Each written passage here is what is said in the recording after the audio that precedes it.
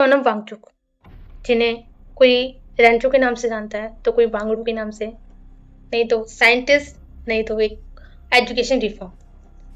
But अभी currently हम केवल इसलिए जानते हैं कि वो एक एजुकेशन सिस्टम के लिए एक ऐसा एजुकेशन सिस्टम चाहते हैं जिसमें केवल स्टूडेंट अपना फ्यूचर सिक्योर कर सके, केवल एक ऐसा education system. So now Sonam Wangchuk, जिनकी डिमांड बस ये है कि जो Indian education minister Dharmendra Pradhan वो रिज़ाइन करते हैं। What is the reason of कि वो रिज़ाइन करते हैं? द रीज़न इज़ दैट जब एक इंसान अपने 2-3 साल कंसिस्टेंसी के साथ एक पढ़ाई के लिए दे देता है। फॉर एग्जांपल कोई व्यक्ति है, वो अपने 2-3 साल कंसिस्टेंसी के साथ अपना पढ़ाई कर रहा है कि वो एक दिन उस लेवल का अपना एग्ज़ाम देगा और उस लेवल की उसकी मेहनत रंग लाएगी। बट जब वो एग्ज़ाम देने जाता है, एट ए टाइम उसे मालूम पड़ता है उसे कुछ दिनों बाद कि पेपर लीक हो गया। पेपर लीक होना इतना बड़ा दुख है मेरे अकॉर्डिंग कि जब कोई इंसान 2-3 नंबर से रह जाता है ना, तो वही कहता है चलो अगली बार मेहनत कर लूँगा।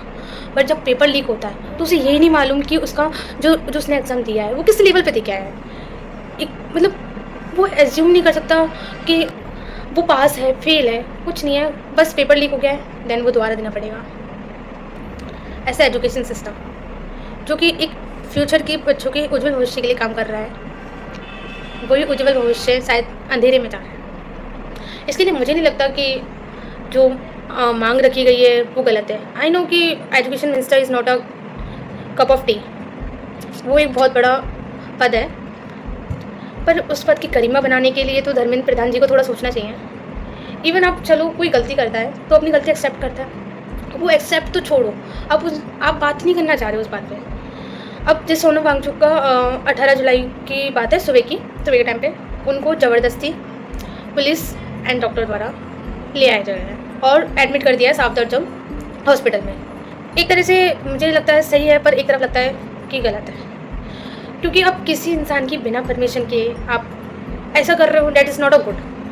आप मान लो आप भले के लिए कर रहे हो चाहे बुरे के लिए कर रहे हो, ये तो मैं कुछ नहीं कह सकती, क्योंकि ऐसी जगह पे पॉलिटिक्स बहुत अच्छा रोल प्ले करती है अपना। और ये केवल मैं नहीं कह रही हूँ, अगर आप हिस्ट्री भी पढ़ोगे तो आपको मालूम पड़ जाएगा कि पॉलिटिक्स बहुत अच्छा रोल प्ले करती है इन सब चीज़ों के अंदर। उसी टाइम उनकी वाइफ जो गीतांजलि हैं, वो ये बोलती हैं कि मुझे उनकी रिपोर्ट देखनी है, बिकॉज क्योंकि जब वो प्रोटेस्ट चल रहा था सीजीपी के साथ, कॉकरोच जनता पार्टी से था, अभिषेक जो उनके लीडर है, उनका साइमल्टेनियसली जो इलाज था वो भी चल रहा था। ऐसा नहीं है कि मतलब लाइक उनको देखा जा रहा था कि कितना क्या मतलब वेट लॉस हो रहा है, कितना क्या ग्लूकोज है, कितना क्या नहीं है। ऐसे में लोग सरकाज़म कर रहे हैं भाई। एक कहता है कि वो बार बार वॉशरूम जा रहे हैं। भाई ये बताओ मेरे को, अगर किसी को लूज मोशन हो रहे हैं तो वो बार बार वॉशरूम जा रहा है, तो इसका मतलब वो बहुत सारा खा रहा है। अरे ये कोई ये नहीं बोलेगा उसे लूज मोशन हो रहा है इसलिए वॉशरूम जा रहा है। अब जो इंसान ग्लूकोज पे जी रहा है तो वो अपना ग्लूकोज तो भाई कहीं ना कहीं जाएगा कि नहीं जाएगा। अब ऐसा तो नहीं है कि अब भाई हम अमृतसर पे बैठे हैं तो इधर ही सब कुछ करेंगे, अब तो हम इधर ही रहेंगे। अगर कुछ लोग ये चाहते हैं तो शायद may be that's the reason. आप क्योंकि सबके अपने अपने ओपिनियन होते हैं, सब अपने अपने ओपिनियन रखें, बिकॉज हमें राइट है अपने ओपिनियन रखने का। बस मेरा क्वेश्चन ये है कि अगर धर्मेंद्र प्रधान गलत नहीं है तो क्यों सामने नहीं आ रहे हैं? धर्मेंद्र प्रधान चलो नहीं आने की ये बात है कि अगर वो आएंगे तो शायद जनता का गुस्सा आक्रोश बहुत ज़्यादा हो जाए, दैट्स अ पॉइंट। पर आपको बात तो करनी चाहिए जब आपको लगता है कि कुछ ना कुछ गलती आपकी तरफ से नहीं, कहीं ना कहीं तो हुई होगी। जब आप एक पूरा सिस्टम चला रहे हो तो नॉर्मल सी बात है, जिम्मेदारी आपकी है। तो कहीं ना कहीं मैं ये नहीं कहूँगी कि पूरी गलती आपकी है, और मैं ये भी नहीं कहूँगी कि पूरी गलती नहीं है आपकी, कहीं ना कहीं आपकी भी गलती है। सो जो इतना बड़ा बात हुई है, बस मेरी ये रिक्वेस्ट है कि 20 जुलाई को जो प्रोटेस्ट मार्च निकलना है उसमें बस कुछ आप ऐसा वैसा मत कर देना जस्ट लाइक कि आप कि अरे इन लोगों ने गुंडागर्दी करी है, सो दैट्स द रीज़न कि हमने लाठीचार्ज करा। लाठीचार्ज तब भी करा था आपने जब आप वांगचुक को ले जाते। अब वो आप ये कहो हमने प्रोटेक्शन के लिए करा था, किस चीज़ के लिए करा था, दैट्स अनदर पॉइंट। बट मुझे ऐसा लगता है कि गवर्नमेंट अपना मुद्दा दबाने के लिए कुछ भी कर सकती है।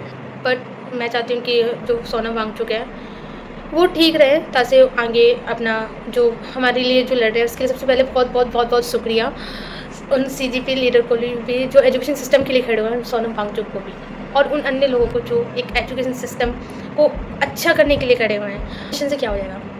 अगर ये बताओ कोई रिज़ाइन करेगा तो क्या क्या हो जाएगा?